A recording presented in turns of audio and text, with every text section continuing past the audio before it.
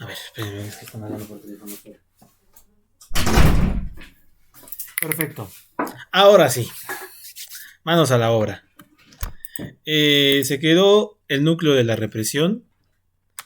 Es una clase bien interesante y bonita. ¿Por qué es bien interesante? Porque creo que es de las pocas veces que Lacan va a hablar de uno de sus pacientes. Lacan deja de hablar de sus pacientes por una razón, bueno, por dos razones. Una es una razón chismográfica, o por ahí, y la otra razón es enteramente teórica. La razón teórica por la que Lacan deja de hablar de sus pacientes es para dar fe del cómo su epistemología funciona. Es decir, Lacan pensaba, como actualmente la epistemología de la física moderna, de que los objetos son abstractos. Es decir, que no necesita de recurrir a un medio empírico para, para, para hacer ver que lo que está proponiendo como ciencia lo es como tal. Eso me parece muy interesante, porque si se recuerdan, Freud recurre siempre, en cada momento, a un objeto empírico. Es decir, habla de la interpretación de los sueños. De la interpretación de los sueños lo hace.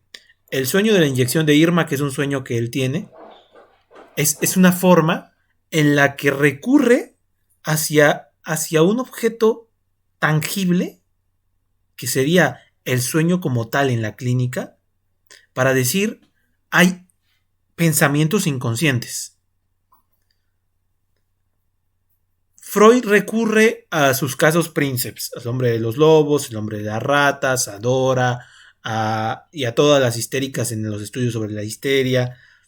Recurre siempre a casos específicos de sus pacientes y algunos no, como en el caso de Schreber. Ese no fue su paciente, sino se trató más bien de una lectura de un libro que él tiene de las memorias de un neurópata. Si se llama, lo escribe el propio Schreber, lo pueden encontrar en internet. Freud se basa en eso para poder asumir una posición que en ese tiempo era pragmática, la posición de la biología de finales del siglo XIX, inicios del siglo XX.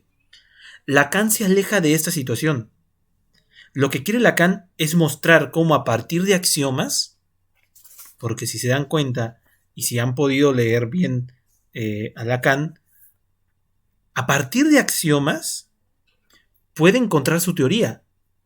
Y no es el dato empírico lo que gesta su teoría, como para Freud, sino es en el movimiento inverso. La teoría irá hacia la naturaleza y la podrá describir. Naturaleza pensándola como los objetos en el mundo, como la clínica. Esto va a ser bien importante porque es de las pocas veces, poquísimas veces, que Lacan va a hablar de sus pacientes. ¿Eso qué quiere decir? Porque uno puede decir, bueno, Lacan era un psicoanalista malísimo, como se dice por ahí, ¿no? Que Lacan realmente era un malísimo psicoanalista y que no era tan bueno, ¿no?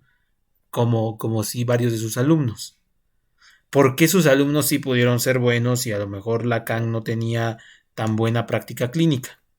Bueno, la respuesta podríamos tenerla en el hecho de que la teoría de Lacan estaba basada en axiomas. Es decir, cuando un psicoanalista nuevo lee los axiomas de Lacan, puede entenderle perfectamente al axioma y aplicarlo, reproducirlo. Es decir, ir de la teoría a la práctica. Eso se llama epistemología. Esta es la epistemología de Kuhn. Va de la teoría hacia la práctica. Y si nos metemos un poquito con Lakatos, podríamos decir, se está formando un programa de investigación científica que va de una teoría a la práctica. Lo que hablábamos la sesión pasada. A los físicos no les fue necesario tener un agujero negro aquí frente a ellos para saber que había un agujero negro. Lo que hace la física es recurrir a la matemática para formalizar sus axiomas y a partir de eso decir, hay un agujero negro. ¿Y cómo lo comprobamos? No lo podemos comprobar empíricamente, lo podemos demostrar matemáticamente, que son cosas diferentes. Esto es sumamente importante. Esto es sumamente importante para entender por qué Lacan casi no habla de sus pacientes. Y es hasta esta clase y de las poquísimas clases o lugares en donde Lacan hablará de ellos. Después ya sus pacientes habrán lanzado algunos libros respecto a su análisis con él, en donde se, perdón que mis perros van a comer. Bueno, Lacan ya lanza, bueno, los analizantes que se analizaron con Lacan ya sacarán algunos libros donde digan, no, Lacan era malísimo, me dejó peor que como entré. Algunos otros dirán, era buenísimo. Pero lo que toma valor aquí no es tanto el dato empírico si Lacan fue o no fue bueno o fue malo. Porque eso es recurrir hacia una dominem, hacia una falacia argumentativa. ¿Cómo te puedes basar en una terapia en la que el psicoanalista Jacques Lacan hizo que 2 de sus pacientes se suicidaran? Porque se queda, bueno, sí es cierto. Pero lo que funciona en Lacan no es tanto su clínica como dato empírico, sino su teoría. Eso es lo que a nosotros nos interesa, porque tiene un formalismo. Eso permite que a lo mejor Lacan no haya sido un buen analista, pero sí lo fue Maud Manoni, François Dolto, o muchos otros, Alfredo Edelstein, Félix Morales, quizá alguien más, alguien de ustedes, que empiece a analizar fundamentado en estos axiomas y se permita un análisis. O puede ser que les falle también. O sea, esto no es certeza de nada. La ciencia no es certeza de nada. Puede ser que funcione, puede ser que no funcione. Pero mientras nos apeguemos a ciertos axiomas, y por eso el psicoanálisis tiene que ir reformulándose, podemos evitar ciertas situaciones clínicas. Si Lacan se hubiera apegado al hecho de trabajar enteramente con sus pacientes como lo hacía Freud, pues no hubiera descubierto nada, no hubiera encontrado absolutamente nada. Si primero vamos hacia el dato empírico, ¿cómo funciona mi paciente? Y de ahí saco una hipótesis. No llegamos a mucho. Y es curiosísimo que siendo 2020, si no me equivoco de año, porque ya estamos medio confundidos, siendo 2020, haya analistas que teoricen todavía respecto a lo empírico. Un error metodológico tremendo. O sea, primero vamos, hacemos la prueba y luego venimos y decimos, encontré algo en la clínica, mi paciente me dijo tal. Entonces, como mi paciente me dijo tal, eso me hace reformularme que hay un ello que piensa, que hay un super yo que controla, que domina, etc. O sea, eso ya no va con la revolución científica.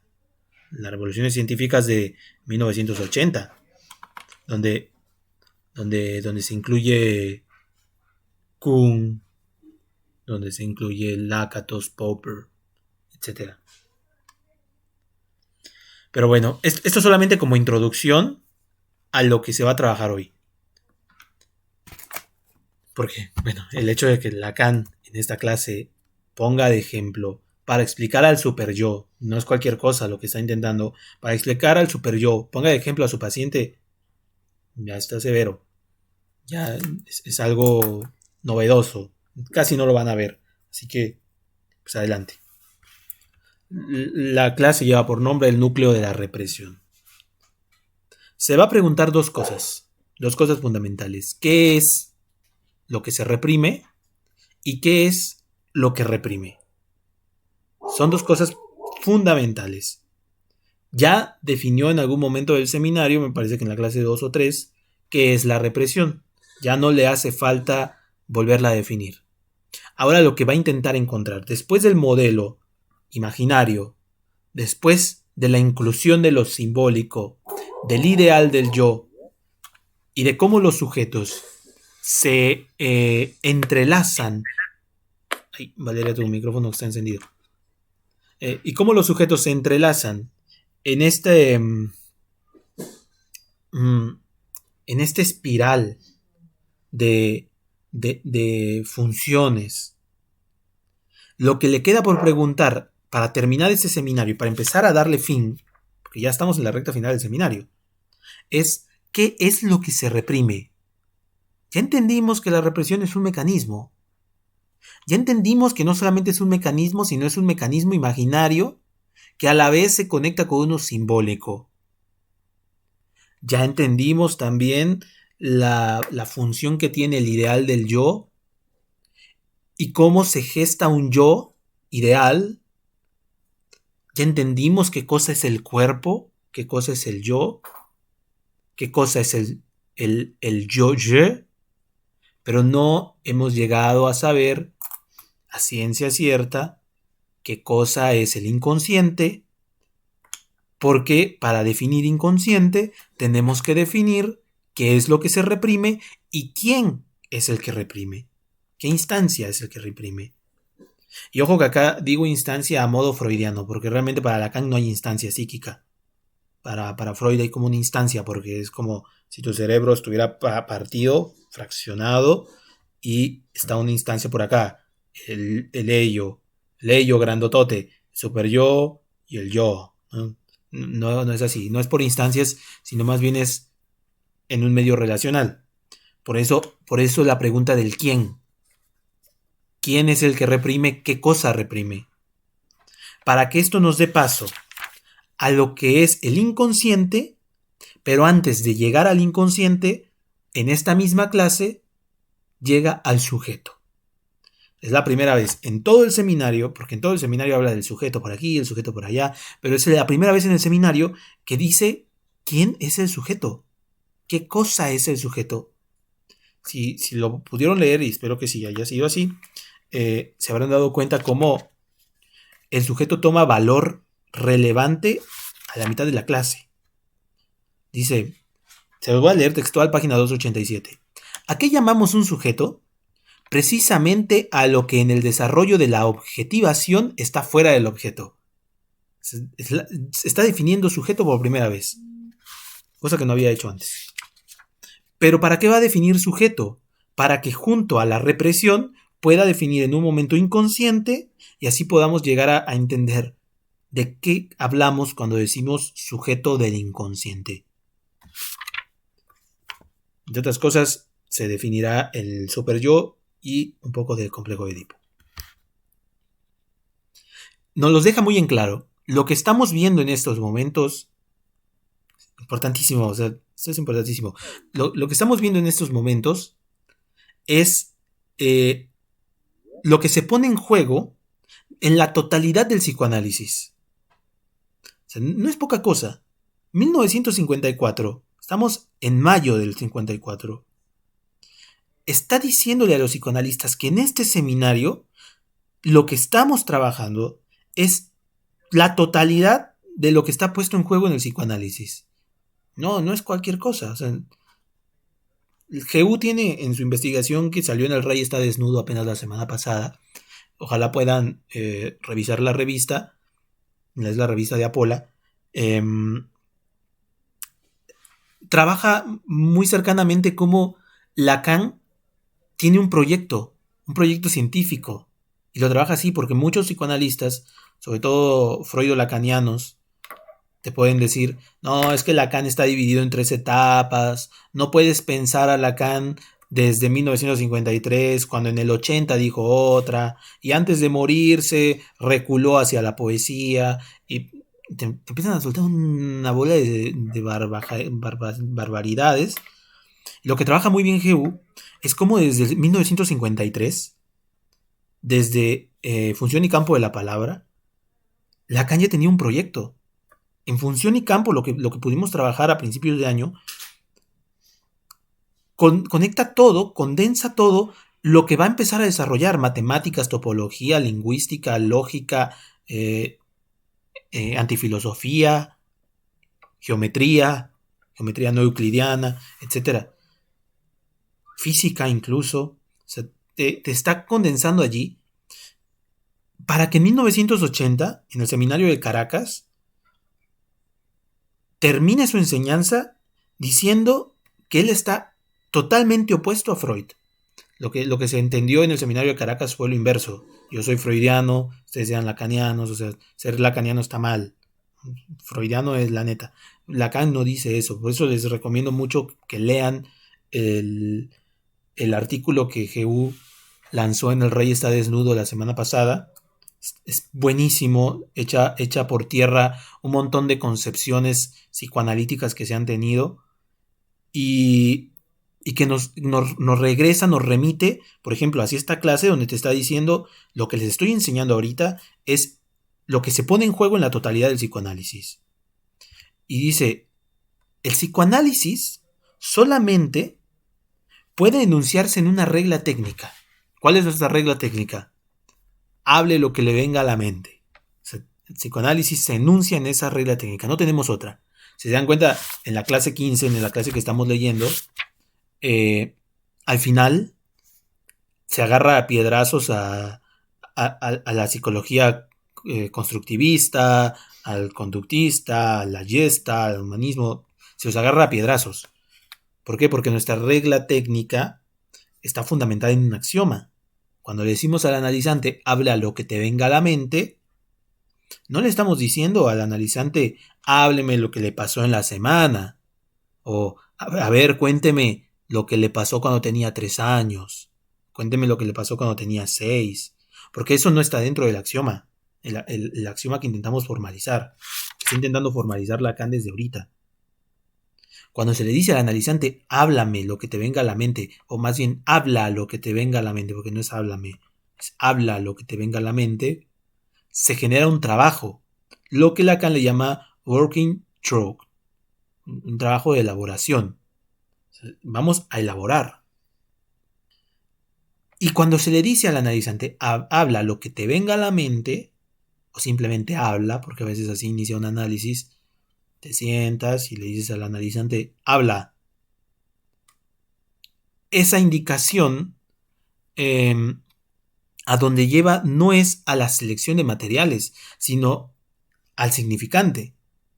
¿Por qué? Porque vienes hablando, el analizante viene hablando, no, pues fíjese que anoche me peleé con mi mamá, fuertísimo, y estaba pensando y bla bla bla bla, bla bla bla bla, y de repente se le cruza la idea de un pony. Ay, no sé por qué pensé en un maldito pony. Es azul, pero no tengo idea. Y de repente un cuarto. Bueno, está como en un cuarto. Y el analista, a ver, dime más. Es que es ilógico. Lo que te estoy diciendo es estúpido. No. Habla. Viene. Eso es lo que estamos trabajando en el análisis. Lo que se trabaja en el análisis es algo que está en un axioma lingüístico. Es lo que se pone, lo que dice Lacan, a modo de molino, expresado en las flechas de O a O', de O' a O. O sea, lo que estamos trabajando es el lugar del significante que se mueve de un otro a un otro, de un sujeto a otro sujeto. Porque de este movimiento vendrá un retorno.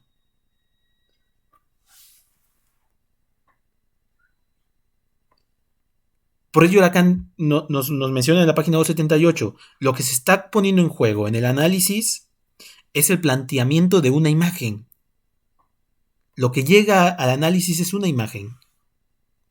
Fíjate, Manuel, lo que me pasó esta semana es una imagen. Y en esa imagen, si seguimos la regla fundamental y si hacemos, porque esa es nuestra labor. Por ejemplo, Toño Bello es un analista de Puebla súper reconocido, ha dado clases en la UAP, en la Salle Benavín, esa cosa, en Puebla, en la Libre de Psicología. Pero cuando hablé con él, me dice, es que yo no le digo nada a mis analizantes.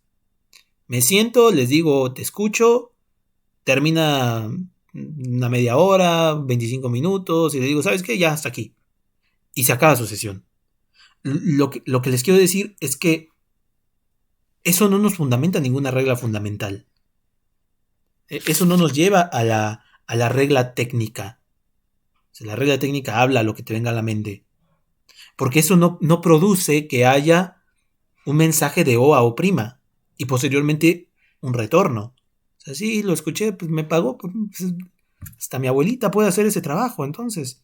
Llegar, decirle, habla, me quedo ahí sentada atrás del diván, ni me ve, me echo un sueñito, cuando me despierto le digo hasta acá, y véngase esos 500 pesitos y se acaba. O sea, no sé cómo hay gente que sigue yendo a un análisis así, ¿no? Porque lo que te está diciendo Lacan es que sí es cierto, se presenta una imagen, pero lo que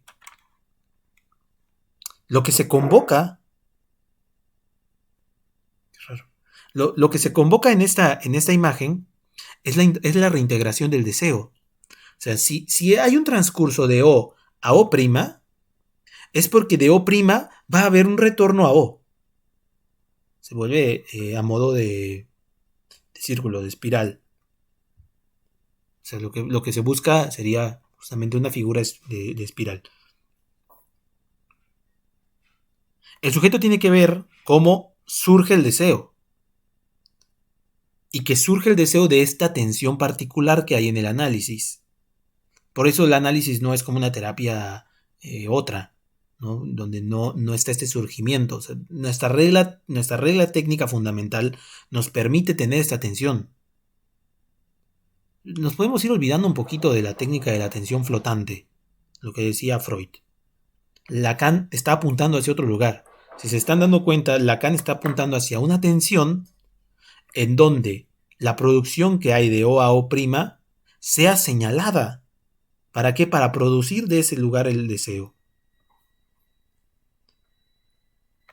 Y nos empieza a mencionar cómo la imagen que se presenta en el análisis no es una imagen cualquiera, sino que está producida en diferentes fases. Hay identificaciones, hay imaginario, hay narcisismo, hay especulaciones.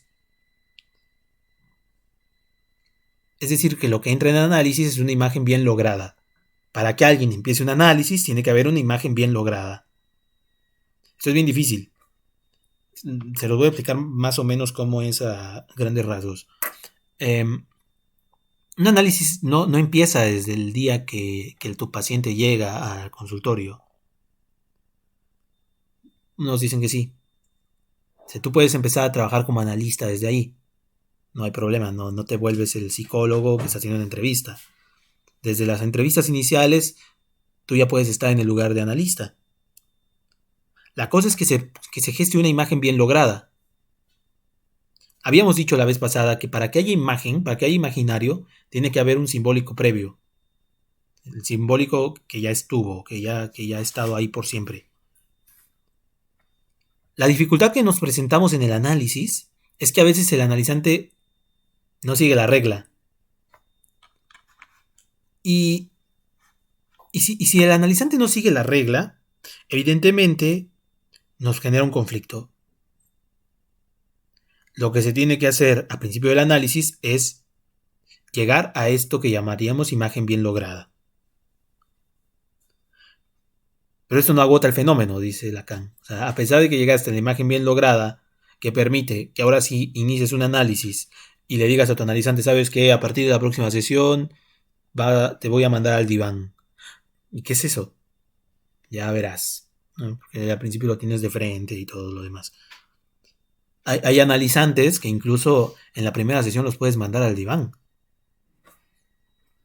Llegan y analizan, sobre todo los que ya fueron analizados con anterioridad. Llegan y analizan.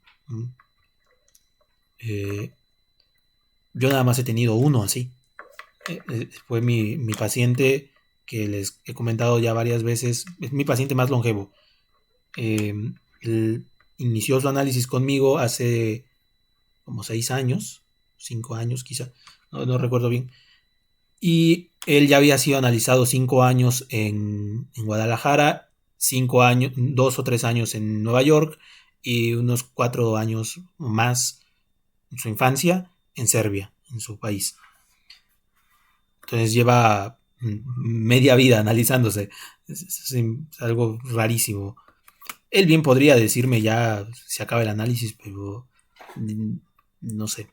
No sé por qué no ha definido el fin de análisis. Se analiza perfectamente. Llegó, habló, empezó a escuchar cómo se analizaba, que había una imagen bien lograda, que no es como que vengo a contarte lo que me pasó hoy en la mañana y que desayuné, o como sucede muy frecuentemente. El analizante llega con un dolor muy extremo. Te marco porque, no sé, anoche mataron a mi perro y el dolor de mi perro no me deja, ¿no? Entonces quiero verte. Evidentemente va a llegar hablando del dolor del perro, pero eso no te lleva a que haya una imagen bien lograda. Para que haya una imagen bien lograda, tendría que haber una concepción del cuerpo. En esos momentos en los que lleva hablando del perro o del dolor, no sé, vengo porque estoy muy angustiado, mi hijo me grita, mi esposa me deja, mis amigos no me quieren, etcétera. No hay una imagen. Entonces lo primero que hay que hacer es lograr hacer que esa imagen se regenere, por si podríamos decir de alguna forma. ¿Y cómo se llega a esto? Pues a partir de la palabra del sujeto. O sea, lo que se va a hacer es como a modo de espejo, permitir que el sujeto se mire y pueda compactar. Por ejemplo, con este paciente, luego en la primera sesión lo mandé a diván. Estuvo 10 minutos en entrevista y le dije, ¿sabes qué? Pues ya vete a diván. Acuéstate y pues empezamos el análisis.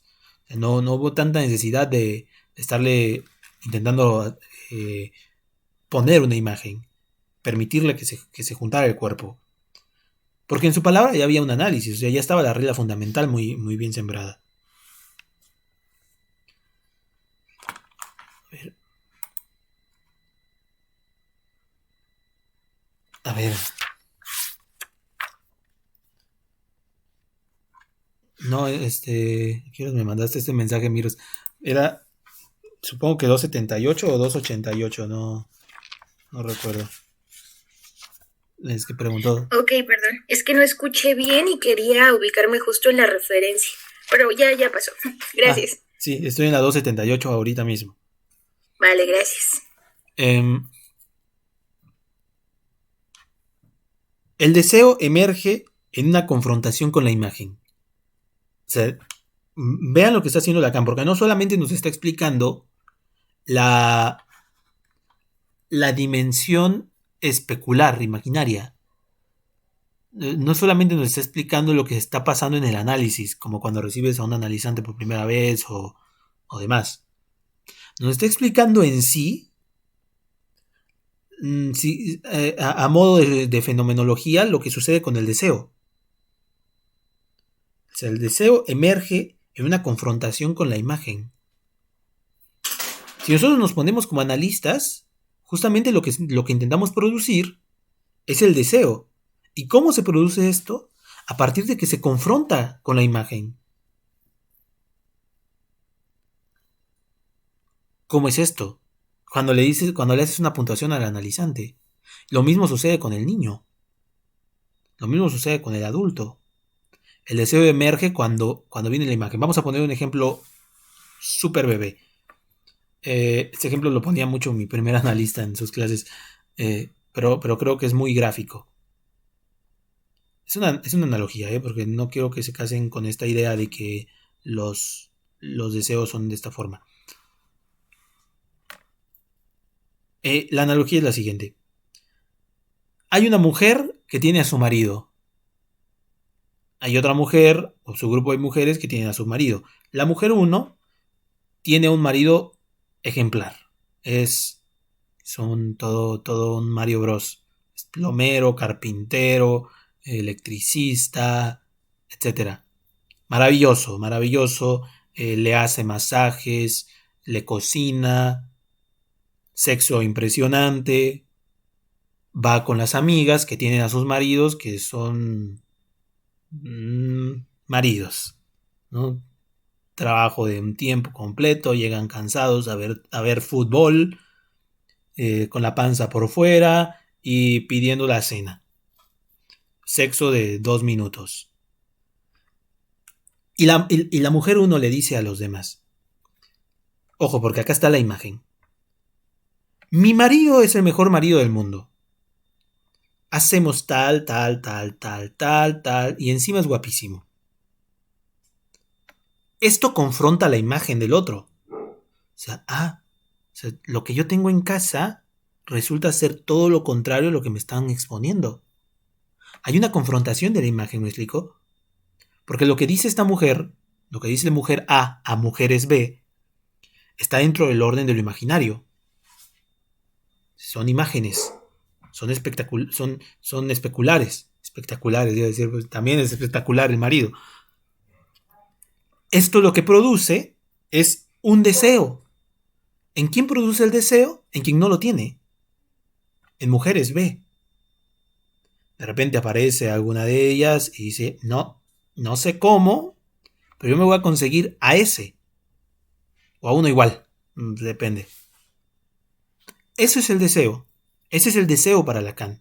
Lo que aparece de esta imagen, de esta confrontación. Pero hay más. Porque dice Lacan que el deseo no aparece sin angustia. Es la primera vez que lo dice en la página 279. Este axioma, el deseo no aparece sin angustia, no solamente lo trabaja aquí, sino también lo trabajará en 9 años y de ahí en 14 años. O sea, lo trabaja en la angustia y lo trabaja en de un otro al otro. Los seminarios, otros 2 seminarios. O sea, el deseo no aparece, no puede haber deseo sin angustia. Porque ¿qué pasa en este ejemplo tan sencillo, tan simple que les acabo de poner? Que las mujeres B, las que producen el deseo por la confrontación de la imagen, se angustian. ¿Por qué yo no tengo uno de esos? O sea, estoy en falta, o sea, algo me falta, lo necesito. Ahora. Eso produce angustia. Y ese es el punto fecundo, dice Lacan. Es el punto fecundo del deseo. Lo mismo con los niños. Si nos vamos hacia lo primitivo, hacia lo infantil, donde podríamos decir se produce por primera vez el deseo, aparece con angustia. En el juego del Fort Da, lo que se juega es la imagen significante, es la imagen y el significante de la madre. O sea, la presencia de la madre como imagen, pero a través, pero también se está generando el símbolo. Se va mamá, regresa, entonces yo genero el símbolo. Lo que vimos la vez pasada con lo del elefante también. No hace falta que traiga el elefante para saber que está aquí adentro. Pero en un primer momento, cuando se está generando la situación del deseo y también lo simbólico, porque ojo que ya se están uniendo todos los lazos, ya no podemos pensar al psicoanálisis de formas separadas, lo simbólico por allá, lo imaginario por allá. No. Sino está funcionando, es un sistema. Cuando aparece el deseo, justamente pasa como pasó con estas mujeres. Entre el acercamiento de la imagen y el alejamiento de esa imagen, es decir, en esta confrontación de imágenes especulares,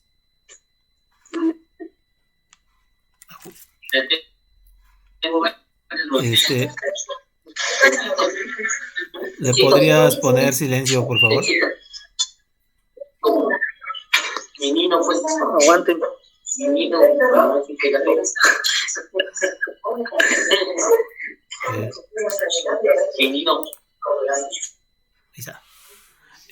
Bueno, les digo, en esta confrontación de imágenes especulares existe una angustia.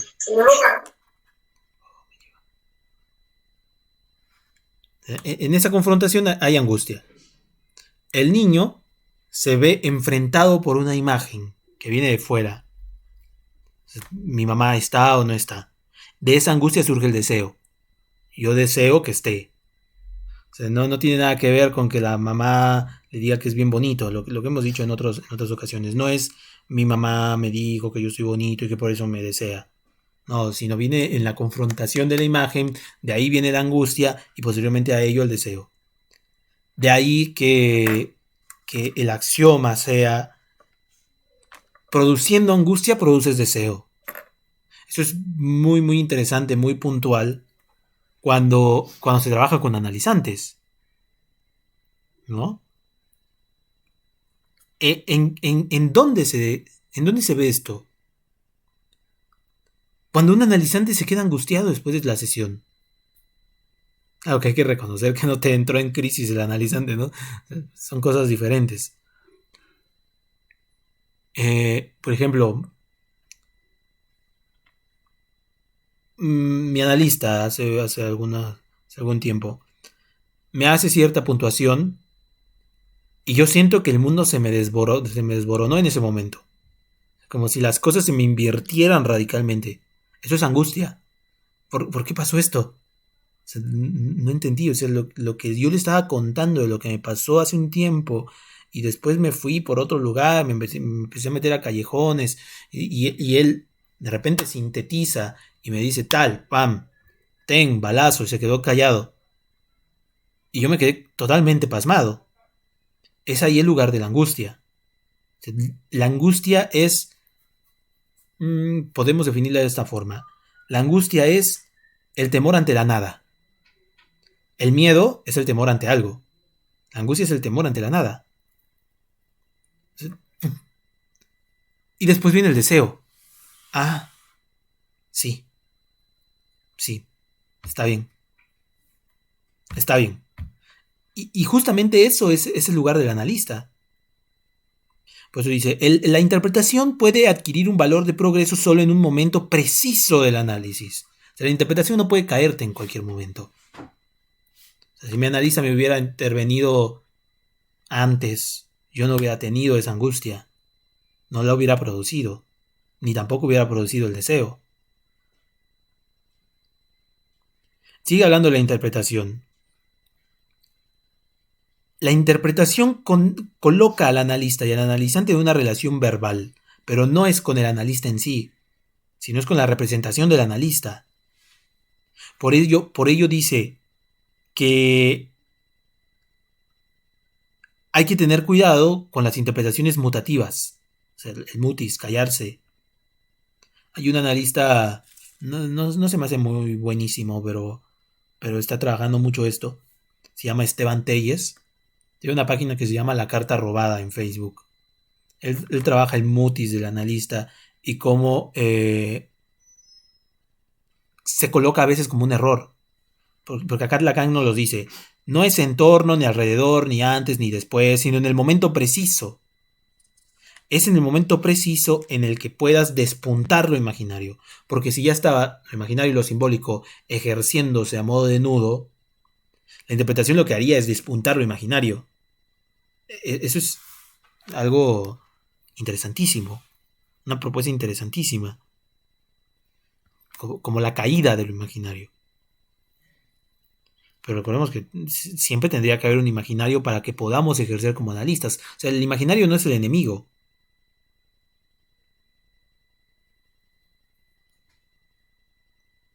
¿Por qué? ¿Y por qué les hago esta puntuación? Porque justamente Lacan nos dice que lo imaginario y lo real en la situación analítica se confunden entre sí. O sea, si nosotros ponemos al imaginario como el enemigo, inmediatamente nos vamos contra lo real. Podemos causar un caos en el analizante. Les he contado ya un par de ocasiones lo que sucedió con esta colega en su análisis kleiniano, donde el analista evidentemente talla reconocido, porque es un analista muy reconocido en el mundo kleiniano, le hace una interpretación donde le dice, es que tú te quieres coger a tu primo, y ese no es un despunte imaginario. Está tomando lo imaginario como un enemigo, lo confunde con lo real, le bota la interpretación. Santo remedio que la chica se psicotiza, se le vuela la cabeza, ¿no? Entonces, de allí que el lugar, el valor del análisis esté en un momento. Lo que tiene que producir es angustia, no terror. Eso es lo que produjo fue terror. Por eso dice aquí, la interpretación del analista deben limitarse a nombrar, que nombra al deseo. O sea, no a decirles que tú te quieres coger a tu primo. O sea, ahí no veo deseo por ningún lado. El deseo entendido desde Lacan, porque en Klein es otra cosa, por eso es un desastre, por eso Lacan la critica duramente. El deseo desde Lacan tendría que ver con axiomas. Justo hoy, antes de la clase, pudimos tomar la clase de álgebra y lo que dice pues fue buenísimo. O sea, que no nos interesen los objetos. Lo que nos interesa es la forma en sí de la matemática. Lo mismo pasa aquí, porque si Lacan está ejerciendo una matemática, no nos interesan los objetos. Por eso esto no es una terapéutica. Por eso Lacan ve la terapia como una ortopedia, cosa que decía la clase pasada. Si nosotros nombramos el deseo, estamos dentro del axioma. No nos interesa mucho el objeto. Como, bueno, cuénteme qué le pasó. Ah, sí, es que usted está traumado, ¿no? Porque le asustó un perro cuando era niño. Eso es el interés por el objeto. O sea, si nos centramos en el axioma, vamos mucho más allá de que te traumó un perro cuando eras niño o te condicionaron mal, etc. Y nos dedicamos a señalarlo. Ahí estuvo el límite de Freud, ¿no? Lacan nos los hace saber otra vez ahora a partir del hombre de los lobos. La clase pasada nos los hizo con Dora. Ahora nos los hace saber con el hombre de los lobos. El límite de Freud era que se dedicó a los objetos en sí. Vean cómo trabaja el hombre de los lobos Freud. Lo que está buscando Freud, pero antes primero les digo lo que está buscando Freud. Lo que está buscando Freud es hacer una teoría del traumatismo. No está lejos de la psicología. Como pensando que la represión es el meterse una idea en la cabeza y que se quede por ahí en algún lugar de la mente. Entonces, para sacarlo hay que sacar esas cosas que en algún momento fueron objetos y después se volvieron represión. Eso es bien fuerte, ¿no? Porque, ¿qué pasa con el hombre de los lobos? El hombre de los lobos es un hombre con estructura obsesiva. Es un hombre con estructura obsesiva, como todo hombre obsesivo, tiene una deuda interminable, pero él tuvo muchos acercamientos sexuales cuando era niño, dentro de ellos que su prima lo seduce con las nalgas, la mujer que limpiaba en algún momento lo vio como viéndole las nalgas y ella a propósito se agacha más para que se asomara las pompas y el niño se excitara. Entonces el niño recibe una sobreexcitación. Es como un montón de golpes. En una de esas el abuelo le cuenta un mito donde hay lobos en un árbol que se van a comer a alguien. Y por eso se llama el hombre de los lobos, porque él sueña 7 lobos subidos sobre un árbol, lobos furiosos, rabiosos, que se lo van a comer. Dentro de otras cosas, las asociaciones de Freud van hacia que el niño no solamente recibe estas excitaciones, sino también cuando tenía entre 1 año o 6 meses y año y medio, 18 meses, el niño vio a sus papás tener sexo de a tergo, o sea, de a perrito. Lo cual Freud dice, ese es el núcleo de la represión del hombre de los lobos. Lo que hace Freud no es desinteresante, o sea, es muy interesante, de mucho estudio, pero la crítica que le hace Lacan es que Freud confundió las cosas, o sea, confundió lo imaginario con lo real. ¿Y qué empieza a hacer Freud? Empieza a buscar los años. Por eso el hombre de los lobos no se cura jamás, porque Freud empieza a buscarle los años. O sea, sí, como que mejoró su vida un poquito, pero no se cura de su neurosis obsesiva y de sus sueños recurrentes y de todo lo que pasaba. No le pasa eso al pobre hombre. Porque lo que hace es empezar a buscar los años, empezar a localizar, ser localizacionista. A ver, ¿cuándo fue? ¿Habrá sido a los 6 meses? ¿Habrá sido a los 18? ¿Habrá sido a los 12? ¿A qué edad habrá visto a sus papás coger? ¿A qué edad le habrá pasado lo de la enfermera? ¿A qué edad le habrá pasado lo de la servidumbre? ¿Lo de la prima? ¿A qué edad le habrá pasado lo del abuelo? Entonces él empieza a hacer a modo de esquema, de historiografía, ¿no? Se volvió un tanto hermenéutico. Por eso hablan de Heidegger en esta clase, no sé si lo notaron, porque lo que están intentando rechazar Lacan y sus amigos, aunque Lacan es muy lector de Heidegger y Lacan admiraba bastantísimo a Heidegger en tanto filósofo, porque en tanto teoría del sujeto no tienen nada que ver, no tienen nada que hacer Heidegger con Lacan, pero lo que están buscando es cómo una hermenéutica no funciona para el sujeto. O sea, no puedes hacer una hermenéutica del sujeto. Porque los valores traumáticos no están colocados en una historia como escrita a modo de que primero esto, luego esto, luego esto, luego esto. Y esto es lo que intenta hacer ver Lacan a partir de esta reconstrucción de lo que es lo reprimido.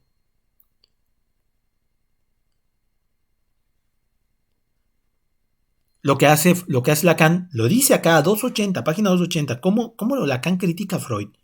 Freud, cito textual, 280, Freud procede aquí como se procede en movimientos con documentos archivados, siguiendo la vía de la crítica y del exégesis de textos. Esa es una crítica, ¿eh? Una crítica tremenda a Freud. ¿Qué es la exégesis? La exégesis es lo que hacen los teólogos y los estudiadores de la Biblia. Apegarse directamente al documento histórico, encontrando en ese documento histórico una hermenéutica que les permita pensar lo que sucedió con tal suceso. No sé, la exégesis de Pablo. Entonces van a buscar en documentos, apegándose fielmente al documento, la vida de Pablo de Tarso. ¿Para qué? Para que así puedan encontrar ciertas situaciones, tanto en textos bíblicos, canónicos como no canónicos. Ese es un exégesis. O sea, la crítica de Lacan es que Freud se apegó tanto a la exégesis que incluso dice, quiso situar la fecha de la mencionada copulación. Bueno, dice, Freud consigue así situar la fecha de la mencionada copulación, pero no le sirve de nada. No le sirve de nada. ¿Por qué? Porque el valor traumático no está colocado en esa línea temporal, sino está colocado en una reproducción. Con valor traumático entre los 3 años y 3 meses y los 4 años, o sea, al año que sea. Porque luego está lo de que este hombre cumplía años en Navidad y ahí era cuando los lobos se le aparecían y un montón de cosas. O sea, el sueño de angustia del hombre de los lobos no remite exactamente a un acontecimiento traumático, la Prägung, como le llama Freud. Esto nos dejaría muy cortos. Eso es como decir, bueno, por eso me voy hasta el final para que les pueda decir lo que dice. Dice Lacan, por eso Lacan critica a muchas otras teorías. No es fácil resolverla porque, a decir verdad, el hombre contemporáneo se ha vuelto singularmente poco hábil para abordar estos grandes temas. Prefiere resolver las cosas en términos de conducta, adaptación, moral del grupo y otras pamplinas. O sea, lo que está criticando aquí Lacan es como Freud también estuvo de ese lado. ¿No? O sea, hay un acontecimiento, entonces hay que resolver ese acontecimiento traumático. No sé, te asustó un perro cuando eras niño, ahora tienes mucho miedo a los perros, entonces vamos a acercarte primero con un perrito de peluche, luego te vas a dormir con un perrote de peluche, luego te vas a comprar un poodle, hasta que logres comprarte un Doberman. Y ya, miedo superado. Y en una de esas hasta te hago comer alimento de perro para que seas empático con él. O sea, la situación que te está diciendo Lacan está mucho más allá del evento traumático. Por eso dice que Freud lo que hizo fue situar al inconsciente como algo reprimido en tanto acontecimientos. Me pasa algo, se reprime. Vi a mis papás coger de a perrito, se reprime. Entonces aparece cuando a modo de metonimia, cuando mi abuelo me cuenta una historia de unos lobos y metafóricamente, esa es una metonimia, metafóricamente lo sueño y me produce muchísima angustia. No me deja vivir. Por eso nos dice Lacan en la 281. La Pragung está estrictamente limitada al dominio de lo imaginario. Resurge a medida que el sujeto avanza en un mundo simbólico cada vez más organizado. O sea, si nos quedamos con la Pragung, pues no vamos a llegar a mucho, porque es enteramente imaginaria.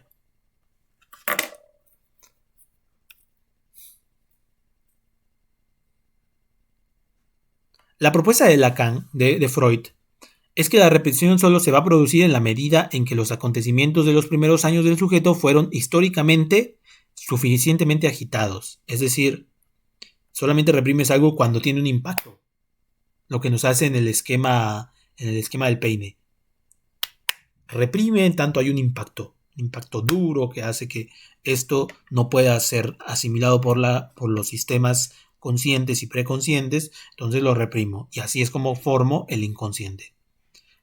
Para Freud, el inconsciente es ni más ni menos que una instancia psíquica.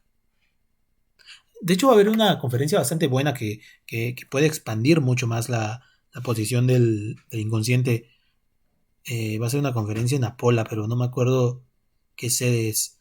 Se llama El inconsciente en Freud es una instancia, el inconsciente en Lacan es una inmixción.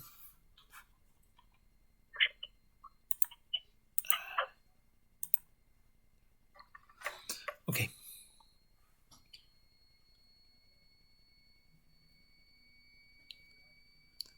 La propuesta que nos hace Lacan para empezar ya a asimilar qué cosa hay entre qué se reprime, quién reprime, es que la represión estará colocada en una dialéctica simbólica. ¿Por qué? Porque lo simbólico no cesa, lo simbólico siempre está, siempre hay discurso. La represión viene cuando algo no tiene una solución. Es decir, cuando una palabra no encuentra otra. Cuando digo algo no me refiero a las cosas. No me refiero a, bueno, es que hoy mi mamá me regañó y no encontré solución para el regaño. No. Sino cuando un significante no encuentra otro significante para enlazarse y producir. Ahí hay un significante que se forcluye, se reprime.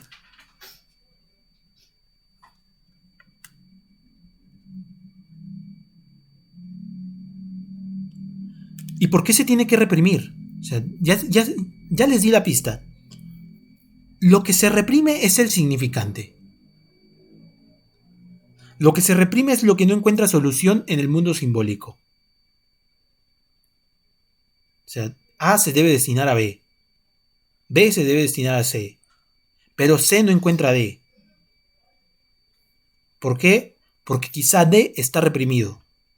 Y entre ese significante D y ese significante C, que no encuentra un enlace, allí está la represión, lo que posteriormente nos llevaría al símbolo del síntoma. Y eso se da en una dialéctica. O sea, hay algo que reprime y hay algo que es reprimido.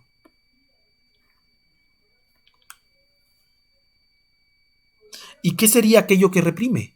Es decir, si pensamos en una dialéctica, diríamos que hay algo que reprimir, que es represor. Dice Lacan, lo que va a reprimir es la ley. Y es la ley que ordena las significaciones simbólicas. Las representaciones simbólicas tendrán un lugar más allá del Pragung, en tanto tengan una retroactividad con algo. O sea, un símbolo solamente vale en tanto sea retroactivo a otro. La ley hace que este símbolo sea retroactivo a un símbolo anterior. O hacia el posterior, da igual. O sea, si una cadena significante, pensemos que son como unas ramas de árboles, para un mero ejemplo mental, como unas ramas de árboles. Entonces, nuestra ramita se va para acá, pero de repente agarra para acá. Es por la ley. Los significantes que van entrando, entran en tanto la ley, pero también la arrastran. ¿Por qué? Porque a lo mejor el significante nuevo que entra es golpear. Entonces lo que estaba puesto como mamá y la ley se convierte en un no golpear. No golpear a mamá. Pero quizá hay otro significante que hace que todo esto se forcluya. No golpear a mamá, pero sí a papá. ¿Sí me explico? Como toma valor el lugar del significante.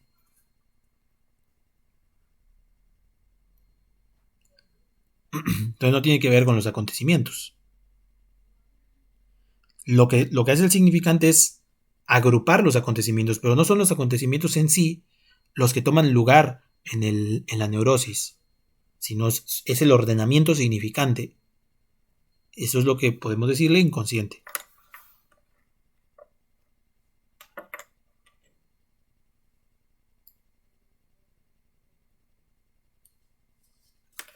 Okay.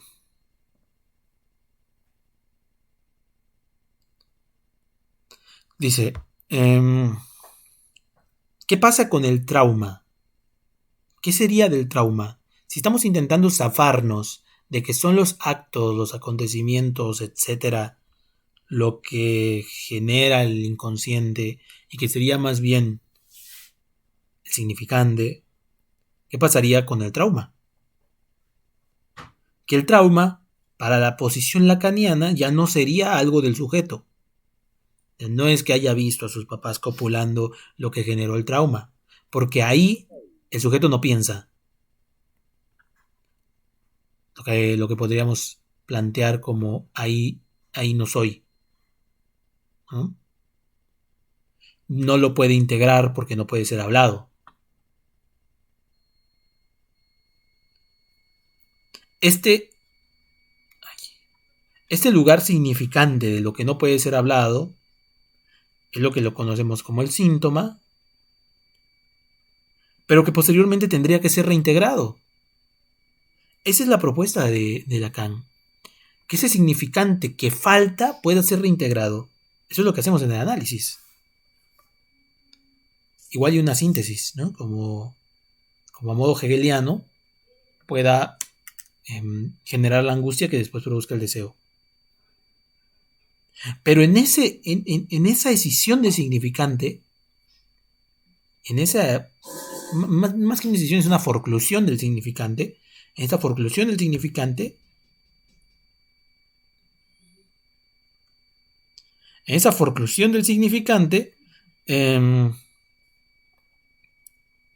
se genera un núcleo. Ese es como el núcleo de lo reprimido. El núcleo de lo reprimido desde Lacan ya no será el hecho de que primero llegó un primer acontecimiento y eso fue la primera cosa nuclear y de ese acontecimiento llegarán los demás, sino es que primero se forcluyó un significante y ese significante es irrecuperable. Pero dice, entonces, ¿qué se reprime? El significante. ¿Quién lo reprime? La ley. Importantísimo esto. Se reprime el significante, ¿quién lo reprime? La ley. Pero resulta que lo reprimido solamente podemos saber de ello a partir del retorno. Entonces, nos dice acá, ¿no les asombra que, página 284, no les asombra que el retorno de lo reprimido y la represión sean lo mismo? O sea, el retorno de lo reprimido, ¿qué es el retorno de lo reprimido? El síntoma, el lapsus, el sueño, eso es el retorno de lo reprimido. ¿No les asombra que sea lo mismo que la represión? ¿Por qué? O sea, ¿cómo es esto? ¿Cómo que lo mismo? ¿No sería el lapsus un efecto de la represión? O sea, porque primero se reprime el significante y posteriormente voy a tener un lapsus. ¿No? Dice Lacan, no son lo mismo. No son diferentes, son lo mismo. No es efecto uno del otro. Hay un lapsus porque en ese momento hay represión. Hay un sueño porque en ese momento hay represión. Hay un síntoma porque en ese momento hay represión. Porque en ese momento hay un significante forcluido. Y utilizo forcluido a lo mejor un poquito mal porque se puede entender como que estamos hablando de la psicosis. Hay un significante reprimido. Lo estoy utilizando como a modo de sinónimo, aunque no lo son. Nada más es como para forma gráfica. O sea, eso que tenía que estar, en vez de decir vamos al centro, dije vamos al llano. Eso que tenía que estar no estuvo. ¿Por qué? Por medio de la ley. No puedes decir centro. No puedes decir centro. ¿Por qué? ¿Quién sabe? Pero no puedes. Eso vendrá después lo analizamos. Pero ¿por qué no puedes? No puedes y ya. O sea, la ley genera la represión, pero al mismo tiempo el retorno de lo reprimido. O sea, mientras se reprime, se da. Por eso la importancia del psicoanálisis, al menos en Lacan, no es como que vas, te acuestas, empiezas a hablar y hablar y hablar de tu infancia y tu analista te dice, ay, seguramente es porque odiabas a tu mamá. Sí, ese debe ser lo reprimido. No. La propuesta aquí es que en cada discurso, en cada texto, donde se aparece el significante del retorno de lo reprimido, ahí está la represión. Y ahí hay que puntuar. Pero esto evidentemente nos llevaría a un olvido del olvido, que es lo que van a empezar a trabajar con Heidegger, o sea, intentar darle vuelta a Heidegger. Porque en la historia del sujeto hay un olvido. No me puedo acordar de algo. Pero ahora, con la represión, habría un olvido del olvido. No puedo acordarme que no me acuerdo, entonces lo recuerdo. Negación de la negación, ¿no? Por eso le pregunta a Hippolyte, ¿el olvido del olvido puede ser algo logrado? ¿Lo podemos considerar como un logro terapéutico? Lo que Lacan dice, hay que tener mucho cuidado en eso. No te puedo decir si el olvido del olvido es algo logrado, pero lo que sí te puedo decir es que hay que tener cuidado. Porque podemos pensar, nos podemos ir con la finta de que eso nos lleva al final del análisis. Nos volveríamos psicólogos del ego, psicólogos del yo. ¿Por qué? Porque el psicólogo del yo lo que hace es hacer consciente lo inconsciente. La vieja y confiable del maestro de universidad. ¿Qué es el psicoanálisis? Hacer consciente lo inconsciente. No es psicoanálisis del yo, eso es psicología del yo. Porque justo acá te dice, cuidadito que quieras convertir, a la pregunta de Hippolyte, cuidadito que quieras convertir al olvido del olvido en tu final terapéutico, en tu final de análisis. Porque entonces se volvería un dominio del ego. Como ya te olvidaste que lo estabas olvidando, ahora ya estás curado. Pamplinas. ¿No?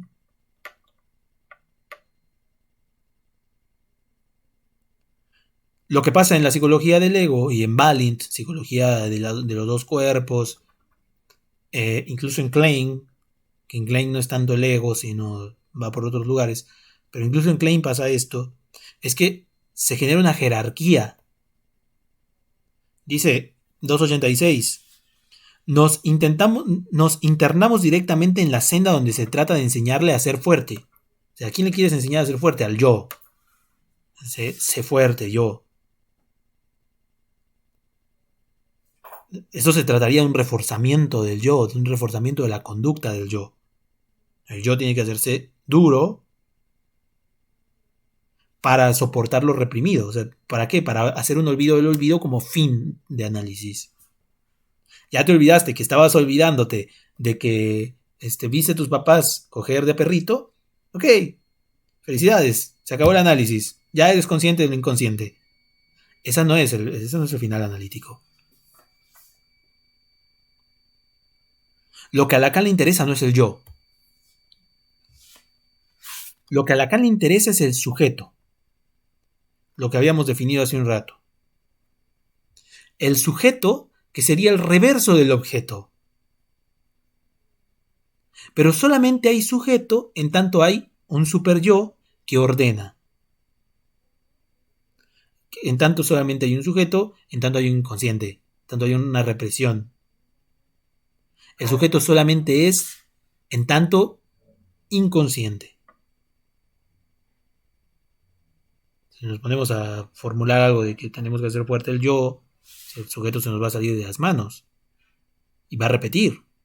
Lo que pasa con muchos pacientes que están en conductismo y después de cierto tiempo se dan cuenta que ya no hacen lo mismo, la misma conducta, pero ahora hacen una conducta algo similar. Un conductismo más voraz sería el de los alcohólicos anónimos, o el de los centros de rehabilitación. Te ponen a alguien, te ponen a un padrino que tiene que enseñarte a poner un yo fuerte, a endurecerte. Sale muy contento el paciente, deja de ser alcohólico, deja de ser drogadicto, pero ahora que se vuelve guadalupano, ¿no? Y como loco. No toma un lugar el sujeto. O sea, el sujeto no existe ahí. Es el yo que se hizo duro, pero el yo que sigue reproduciendo. La situación con el sujeto es que el sujeto no es sabio, el sujeto no sabe, el sujeto está engarzado en un juego de símbolos.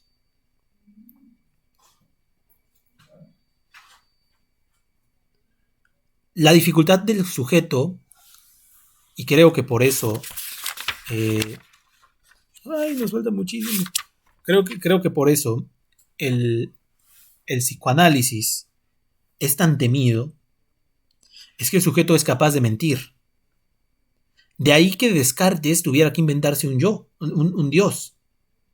Sí saben que cuando Descartes idea su cogito, dice, bueno, pienso, luego soy. Le empezaron a decir, bueno, y ahora, ¿cómo sabemos que no te estás engañando? Que tu pensamiento no te está engañando. Dice, no, es que mi pensamiento no puede engañar. Claro que puede engañar tu pensamiento. Bueno, entonces para que no engañe, yo digo que hay un Dios que puso todas las cosas sobre mi mente, entonces así mi mente no se engaña porque Dios es el que sabe. El Dios cartesiano. Ese es el sujeto. El sujeto con el que trabajamos es el mismo sujeto cartesiano. Para su sorpresa. Es el mismo sujeto cartesiano, pero en vez de ese Dios que no falla, el nuestro sería un Dios que falla. ¿Por qué? Porque es capaz de mentir. El sujeto es capaz de mentir sin darse cuenta. El sujeto se miente a sí mismo. El sujeto le miente al yo. El sujeto le miente al analista. El sujeto le miente a todo el mundo. Y no es misión nuestra averiguar la verdad del sujeto. Dice textual: el sujeto que habla en tanto que engañador. Página 287. Mientras en la ciencia, se refiere a Descartes, el sujeto es mantenido únicamente en el plano de la conciencia. Más adelante, misma página 287, en el sujeto humano hay algo que habla en el pleno sentido de la palabra, es decir, que miente. A donde nos llevaría la causa freudiana, la causa del psicoanálisis, es a reintegrar la dimensión del sujeto al sujeto.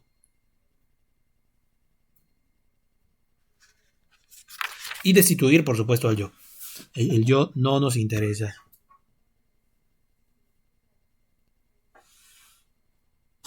Y se sigue preguntando qué onda con el super yo. Porque ya está la ley, ya puso qué cosa es la represión. O sea, si estamos teniendo todo esto, y si Lacan hace toda esta situación, es porque ya estamos trabajando conceptos engarzados. Estamos trabajando en un sistema. Lo que nos queda averiguar es que, ¿qué pasa con la ley? Habría una posición del analista para el analizante. La posición del analista para el analizante es la del superyo. No los define en la teoría de Freud. 289. El superyo apareció primero en la historia de la teoría freudiana en forma de censura. Primera definición. Sigue. La misión de la censura es engañar por medio del mentir. No por nada, Freud eligió el término censura. Es esta una instancia, ojo, es esta una instancia que escinde el mundo simbólico del sujeto. Lo corta en dos. Una parte accesible reconocida y una parte inaccesible prohibida. Borrémonos de la mente que el superyo es la instancia moral que hace que todas las personas sean lindas y bonitas. No. Lo que te está diciendo aquí es lo opuesto. Lo que hace el superyo es escindir el mundo simbólico del sujeto. Esto la chingada, esto se queda dentro. A esto sí puedes entrar, a esto no. A ese significante se puede, con ese significante no conectes. Posteriormente viene el síntoma. Y en ese momento viene el síntoma, porque recordemos que reprimido y retorno de lo reprimido son lo mismo. Y el síntoma es un retorno de lo reprimido. El superyo es el grandísimo Dios del sujeto que le genera el síntoma.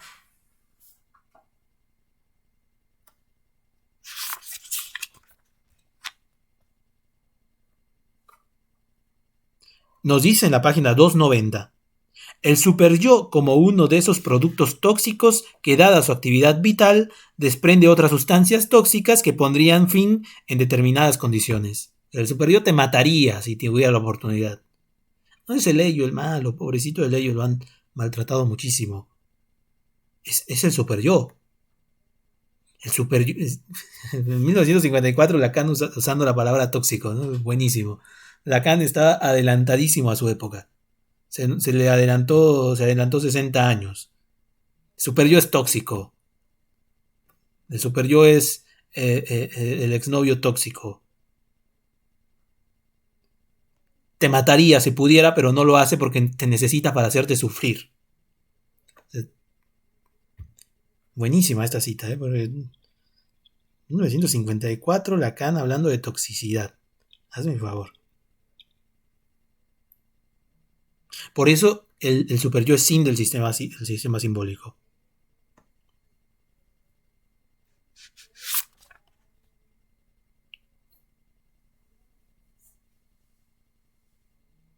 Bueno. De ahí habla del análisis de su paciente. ¿Por qué habla del análisis del paciente? Porque se da cuenta cómo el superyo actúa a modo de Dios. Pero el superyo como a modo de Dios no necesariamente tiene que tener un contenido. ¿Qué pasa con su paciente? Bueno, su paciente tiene una neurosis muy marcada. Él pertenece a la religión islámica, en el que en esta neurosis se siente castigado. ¿Por qué? Porque en su religión dicen, antiguamente, si te portas mal, si eres un ladrón, te cortaremos la mano. Su padre fue político, algo así como un diputado, una cosa de esas, pero renunció y hubo algo por ahí medio oscuro. Entonces el hijo dice, mi padre es un ladrón, no debe tener mano. La situación es que este hijo, a pesar de ser islamista, no sigue el Corán, pero la ley está marcada, es decir, lo simbólico está ahí, está previo a la imagen, y es lo simbólico escindido por el superyo. Y ahora nos podríamos preguntar, ¿a qué registro pertenece entonces el superyo? ¿A lo simbólico, a lo real o al imaginario? Desde esta postura que está tomando Lacan en el 54, el superyo está entre la imagen y lo simbólico. Está entre los dos. Si nos vamos al enlace Borromeo, podemos verlo donde está, superyo, como ley. Pero opera como ley en tanto símbolo. Por eso dice aquí, esta ley no tiene que ver con la legalidad. Esta ley no tiene que ver con la justicia, no tiene que ver con la constitución política, no tiene que ver con la Biblia. Esta ley tiene que ver con el discurso. Tiene que ver con la tradición del lenguaje. Por eso ese sujeto se siente tan mal.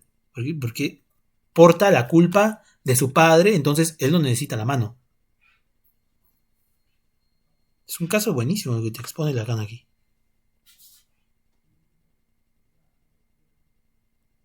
¿Y cómo surge el superyo? Del complejo de Edipo. Y aquí nos vamos a quedar. ¿Preguntas?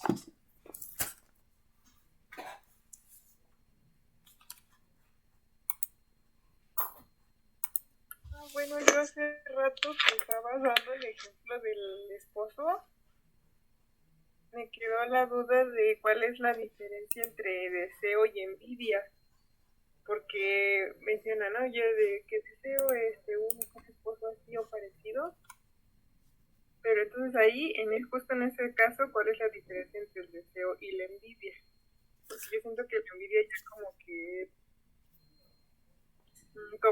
Dios, todo desearle mal a la persona y el deseo no. A ver, ¿puedes repetirme un poquito? Es que mi perra ladró y no escuché lo último. ¿Cuál último? Bueno, que dijiste como yo creo que la envidia es tal y los celos tal. No, es de envidia y yo. Que deseo. yo creo que envidia es como en cierto punto decirle mal a la otra persona o tenerle como cierto coraje, y el deseo no es nada más desear algo que tiene. Pero en ese ejemplo sí me quedó así como mucho la duda. Entonces, ¿cuál es la diferencia entre el deseo y la envidia? Buena pregunta, Majo. Antes de contestarte, te voy a mencionar algo como para aclaración. El deseo incluso puede ser deseo de muerte. O sea, deseo que se muera. Ya les comenté en algún momento un caso de algún analizante que su hermanita se está a punto de caer del puente de Benito Juárez, cuando todavía no tenía tanta seguridad, la agarra de la mano, la ve a los ojos y la sube. En el análisis empieza a trabajar porque con su hermana hay ciertas cosas un poco extrañas, rivalizantes. Recuerda ese momento y recuerda que cuando ve a los ojos a su hermana, se marea.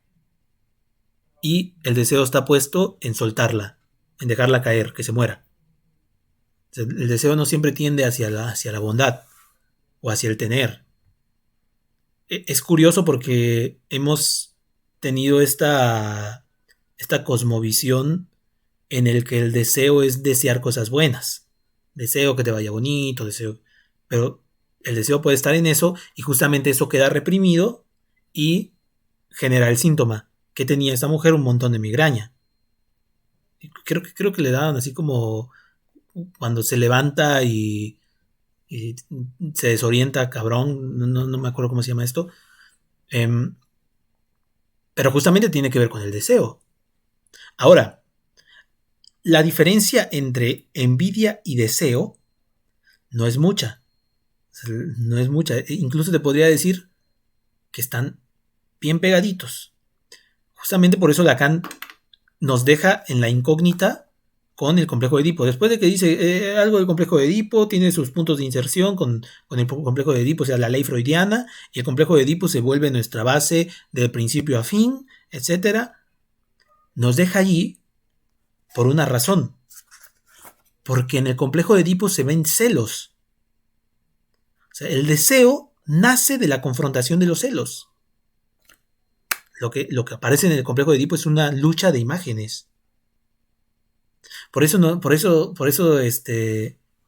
hay una dificultad de despegar la envidia, los celos y el deseo. Porque la envidia es como un momento muy primitivo. Aparece primero. Es diádico. Si te das cuenta, en este ejemplo que les di, mujer A con su esposo, mujeres B con sus esposos, no es diádico, es triádico. Incluso cuaternario. Está la esposa que tiene a su objeto de deseo, que es el objeto que todo el mundo va a desear. Están las amigas que se convierten en deseantes. Y están los otros, los esposos chafalgranas, que son como el marco de referencia. Podríamos pensar que aquí se da un lugar de celos. Yo tengo celos de la vida de ella. Tengo envidia, pero esta es una envidia más allá de esta envidia diádica que se da en los primeros años de la infancia. Por eso entra más como en esta categoría que te podría poner en el deseo. Tienen muchísimo que ver. O sea, en esta envidia lo que sucede es que primero veo la imagen que me confronta, un hombre impresionante, cosa que yo no tengo aquí a mi espalda, y ahora lo deseo.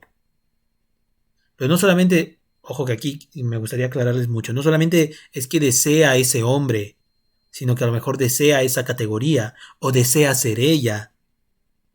Deseo ser tú, porque tú tienes un nombre buenísimo. Deseo ser como tú, deseo tenerlo a él. Es lo que Michael Balin, no digo lo que Jenny Pollitt le pregunta en la clase pasada a Lacan, que es el deseo de tener lo que tiene o el deseo de ser como él es para tener lo que tiene. Y le dice Lacan, pues es ambos, son los dos son el deseo. No sé si más o menos te contesto, Majo. Sí. ¿Algo más? ¿Puedes, por favor, explicar de nuevo lo de la imagen bien lograda? Ok. Cuando Lacan nos habla de la imagen bien lograda, nos habla del inicio de un análisis. Recordemos que la imagen es lo que conforma el cuerpo. La imagen es lo que se presenta en el análisis, en principio. Lo que Lacan en Función y Campo le llama palabra vacía, viene de una imagen. O sea, el analizante viene contando un montón de cosas. Es imagen. Al final de cuentas es imagen porque no ha sido trabajada por lo simbólico. Cuando Lacan nos dice, bueno, se tiene que generar una imagen bien lograda, esto es para dar paso al inicio de un análisis como tal, que ya sería en un diván. Aunque ya les dije, el análisis empieza desde el inicio. Ustedes empiezan a trabajar como analistas desde el inicio. Que el analizante se empiece a analizar, eso es una vez se genere la imagen bien lograda. ¿Cómo es esto? Que esta imagen, que viene presentada como un montón de palabras, un montón de dolor, se logre sintetizar en el cuerpo, y a partir de ahí el analizante empiece a trabajarse y a hablarse. No tanto hacia el analista, vengo a que me cuentes y vean más o menos, no sé si todas han tenido la experiencia de atender a algún paciente, pero cuando inicia un análisis, cuando inicia una terapia o una consulta, el paciente te viene contando toda la vida, ¿no? Me pasa esto y esto y eso, como lista de supermercado. Esa no es una imagen bien lograda, esa es una imagen, se está especulando. La misión del analista es hacer que eso, ojo, porque por eso se llama imagen bien lograda, que eso se sintetiza en el cuerpo. Que en vez de que venga y te diga, no, es que, pues mira, me pasó tal, el analizante empieza a hablar desde él. Bueno, me pasó esto y estoy pensando, no sé, es que ese día me dijiste algo bien interesante. Y me quedé pensando mucho, y que sí es cierto, tiene que ver con algo que yo viví hace un buen de tiempo, pero también que yo soñaba, que yo fantaseaba, yo siempre quise tener un carrito. Ahí te das cuenta que hay una imagen bien lograda. O sea, deja de ser una palabra vacía, una lista de supermercado, y se transforma en conexiones. ¿A partir de qué? De la regla fundamental. ¿Sí? ¿Sí más o menos, Valeria? Sí, sí, ya entendí, muchas gracias. ¿Algo más?